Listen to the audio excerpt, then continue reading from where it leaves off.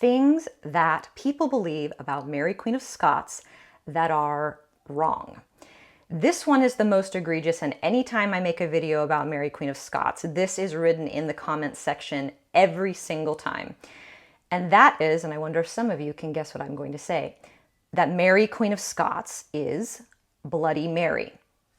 This one is super duper duper wrong. Mary Queen of Scots was Queen of Scotland. The person who some people call Bloody Mary, not me, not on this feed, I'll do a video about that separately, that is Mary I, Queen of England. That is Mary, who was Henry VIII's eldest daughter, Mary, who was Elizabeth I's elder sister. Mary Queen of Scots, Queen of Scotland. Not only that, Mary Queen of Scots never, as in 0 times, never executed any Protestants for their religious beliefs during her reign. Didn't happen.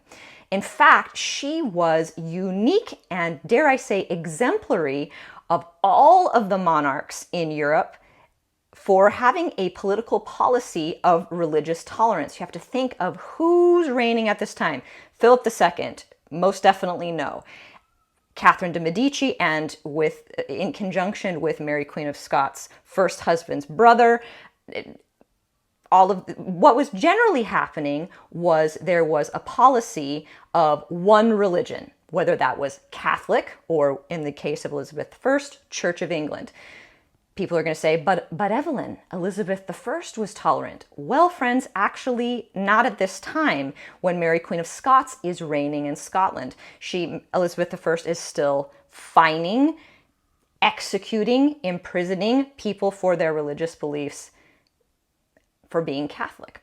So not only is Mary Queen of Scots, so she's not Bloody Mary, she never executed any Protestants, and she was way ahead of her time at that time in Europe for having a policy of religious tolerance.